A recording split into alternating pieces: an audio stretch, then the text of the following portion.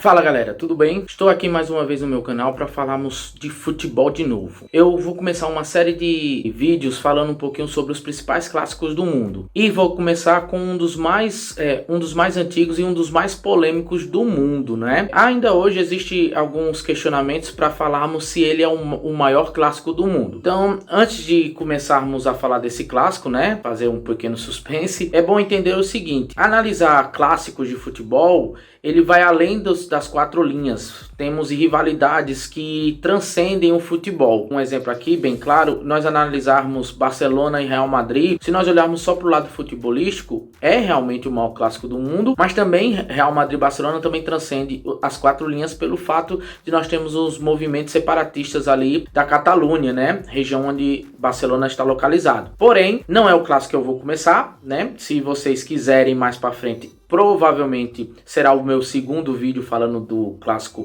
sobre os maiores clássicos do mundo, será Barcelona e Real Madrid. Mas hoje eu gostaria de falar sobre Celtic e Rangers, conhecido como Old Firm, né? Ou, trazendo para o português, Velha Firma. É um dos clássicos mais antigos do mundo, da região da Escócia. A Escócia nunca foi um grande país no futebol, mas tem o maior clássico do mundo, que envolve tensões políticas, religiosas, étnicas. Então, esse clássico, muitos rankings aí coloca entre o primeiro, o segundo, o terceiro maior clássico do mundo. Ao meu ver, para mim, ele é o maior clássico do mundo, principalmente depois da minha pesquisa para fazer esse vídeo. Antes de falarmos do clássico em si, é interessante nós entendermos como surgiu esses dois times. Falar um pouquinho sobre também os antecedentes, a questão territorial e histórica da região ali da Escócia, do Reino Unido. Para quem não sabe, a Escócia faz parte do Reino Unido e, até curioso, os times escoceses não participam da Premier League inglesa, né? Vale lembrar que o campeonato deles também é chamado de Premier League, mas é escocesa, mas eles não participam da Premier League inglesa como os times de País de Gales, como por exemplo Swansea, entre outros aqui que não vem na minha memória. Cardiff, se eu não me engano, também é um time galês. O interessante é nós analisarmos por quê. Primeira coisa, décadas antes do surgimento do Rangers, né, em 1872,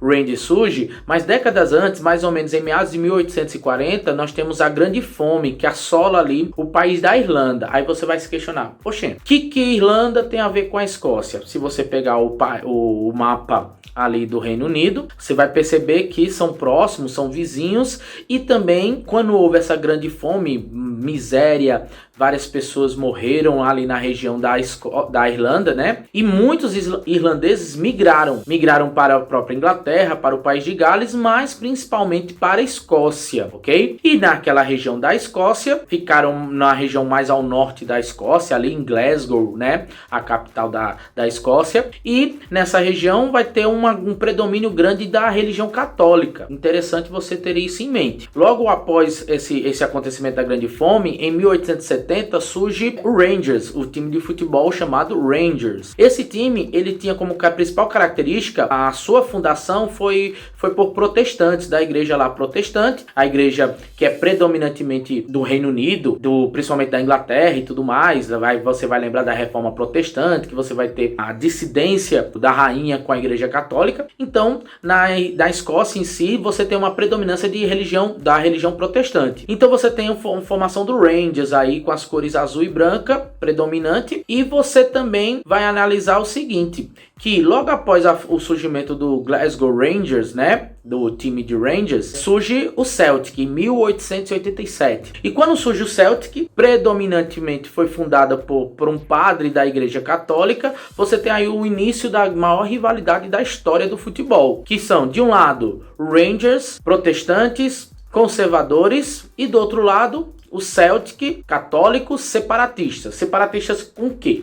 Grande parte da população católica que vivia ali na região da Escócia, fazia parte da antiga Irlanda, né, dos imigrantes que chegaram na Escócia. Eles tinham uma característica de tentar separar a Escócia, como foi a Irlanda foi separada, desmembrada do Reino Unido, e queria formar um país aí independente, né, sem os mandos da Igreja Católica. Então, o interessante é você ter em mente que esse clássico não começa no futebol, ele começa antes do futebol. E o futebol é só um momento em que a população escocesa, ela extravasa e extrapola todo esse sentimento do clássico Rangers e Celtic. Só para você ter em mente, em 1931 você teve uma morte de um jogador, né? Um jogador do Rangers, ele acaba falecendo por conta de invasões de campo. Você também tem um sectarismo muito forte pelo lado do Rangers. Esse sectarismo eu posso dizer que é mais ou menos a força, a tentativa de predominar a religião católica no clube. Então praticamente várias décadas o Rangers não contrata jogadores de outras denominações religiosas, e o Celtic ele sempre foi mais amigável aí a outras religiões. É tanto que o período mais áureo do Celtic, quando o Celtic também consegue títulos europeus, como por exemplo a Liga dos Campeões.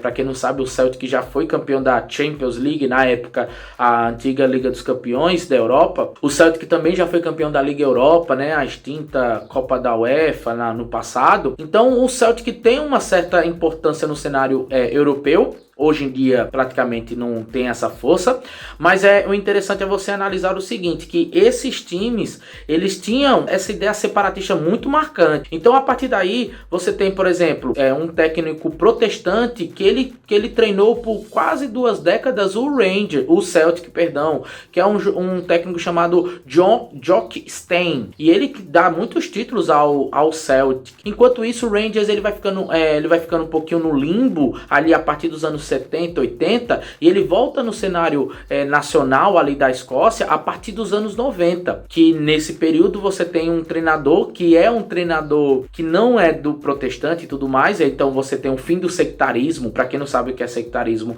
é mais ou menos, como posso dizer bem popularmente, uma seita, né? É aquela ideia de não aceitar outras religiões no seu contexto histórico. Então o Rangers era muito sectarista. Então no final dos anos 80 o Rangers já tem um jogador católico nas suas categorias de base, e a partir daí ele abre as portas aí para jogadores de outras religiões e até mesmo de outras etnias. Você vai ter um jogador negro já ali no final dos anos 80 jogando no Rangers. Então nos anos 90 o Rangers se consolida também no cenário nacional. Vai lembrar, o Rangers e o Celtic sempre foram os maiores vencedores da Liga Escocesa. Hoje em dia o Rangers ainda é o primeiro. O Celtic diminuiu muito a distância entre os títulos escoceses, e no final dos anos 2010 você tem aí a falência do Rangers. Em 2012 o Rangers ele abre falência e ele cai para as divisões inferiores da Escócia com outro nome. Eles têm que renovar o nome e eles colocam só um The Rangers Football Club, né?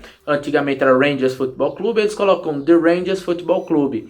E a partir daí você tem toda a caminhada de 2012 do Rangers para a primeira divisão. É bom mencionar, tivemos períodos aí que Celtic e Rangers foram proibidos de jogarem, para vocês perceberem como modificava todo o contexto daquela cidade, até mesmo de todo o Reino Unido. Você tem personalidades que mostraram um amor por esses times. Eu vou dar um exemplo: Rod Stewart, cantor, ele é torcedor do Celtic. Você também teve alguns jogadores muito famosos que jogaram num desses clubes, por exemplo, Henrik Larsson, um jogador da Suécia, muito importante, um jogador importante na história da Suécia, foi um dos maiores artilheiros, chegou a ser o artilheiro da Europa em 2000. Você teve Gerrard treinando o Rangers, né? Steve Gerrard, o ídolo do Liverpool, treinando o Rangers. E você também tem questões políticas por trás. Se eu citar um exemplo aqui, tem um dos grandes grupos terroristas chamado IRA. Esse grupo terrorista, ele praticava até o final dos anos 2000 ali muitos atos terroristas, e esse IRA, ele queria nada mais nada menos a separação da Irlanda do Reino Unido. E é um grupo predominantemente católico, e em alguns momentos alguns jogadores foram simpáticos a essa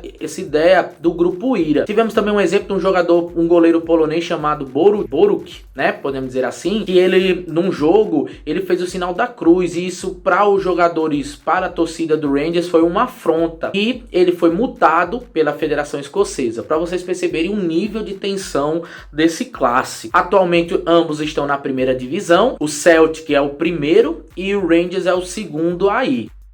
Pessoal, fiquem ligados aí nos meus vídeos. Espero que vocês tenham gostado. Por favor, me sigam no Instagram, quem quiser. Me dê sugestões, podem colocar aí nos comentários. curta o vídeo. Se você não curtiu também pode dar dislike, fique à vontade. Eu vou tentar fazer vídeos com mais frequências e em tempos mais curtos aí para facilitar a vida de todo mundo. Espero que vocês tenham gostado e valeu!